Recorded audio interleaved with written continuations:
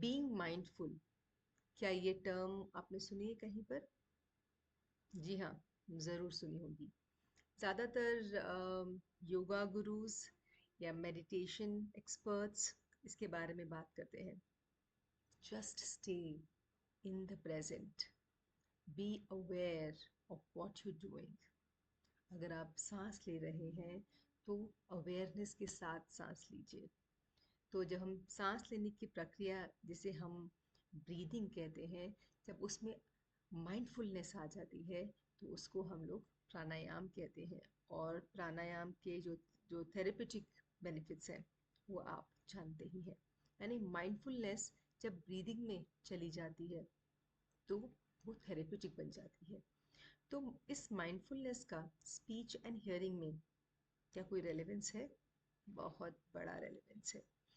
शुरुआत से ही हम पेरेंट्स को बोलते हैं, जो बच्चा कर रहा है और कोई एक्टिविटी कर रहा है, कोई गेम खेल रहा है, कोई भी उसका बिहेवियर है, आप उसमें इन्वॉल्व होइए। बट साथ ही साथ बी माइंडफुल। आप ऑब्जर्व करिए बच्चे को कि वो क्या कर रहा है, आप खुद कैसे रिस्पॉन्ड कर रहे हैं।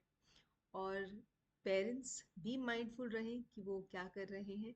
साथ ही साथ जब हम किसी बच्चे को, फॉर एग्जांपल सपोज हम काम कर रहे हैं स्टैमरिंग पे, या हम काम कर रहे हैं बच्चे के साथ अनक्लियर स्पीच पे, we often tell, remain aware of how you are saying that particular sound। वो साउंड को आप कैसे निकाल रहे हो, उसकी तरफ ध्यान दीजिए। सिर्फ बच्चों के केस में ही नहीं, इवन बड़ों के केस में भी।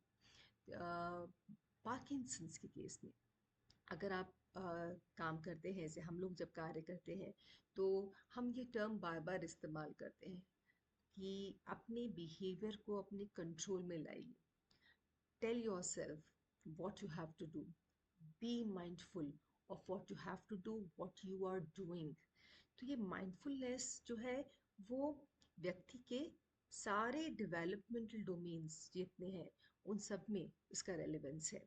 और लिसनिंग जब माइंडफुल हो जाती है तो वो एक काउंसलिंग का एक इंटीग्रल पार्ट बन जाती है। स्पीकिंग माइंडफुल हो जाती है, जिसमें कि हम क्या बोल रहे हैं उसके साथ ही साथ हम कैसे बोल रहे हैं उस पर भी हम ध्यान दे रहे होते हैं।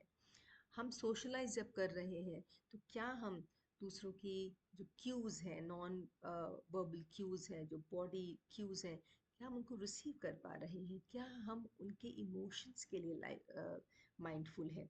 क्या हम अपने खुद के इमोशंस को जैसे एक्सप्रेस कर रहे हैं, क्या उसके लिए हम माइंडफुल हैं? तो ये माइंडफुल टर्म बहुत ज़रूरी है। और स्पीच लैंग्वेज पैथोलॉजिस्ट होने की वजह से मैं इस टर्म का इस्तेमाल बार बार करती हूँ। जब हम पेरेंट्स से बात करते हैं, टीचर्स से बात करते हैं, तो हम बच्चे के साथ डील कर रहे होते हैं, या किसी भी पर्सन जिसको कम्युनिकेशन डिसेबिलिटी है या डिफ़िकल्टीज़ हैं उनके साथ डील कर रहे होते हैं। I always tell, be mindful of your behavior, of your listening behavior, of your speaking behavior। तो एक बहुत सिंपल सी सजेशन है आप सभी के लिए जो ये वीडियो देख रहे हैं। बिहेवियर आपके कंट्रोल में है। बिहेवियर को अनलर्न करना भी आप कर सकते हैं, रीलर्न भी आप कर सकते हैं। और वो कब होगा?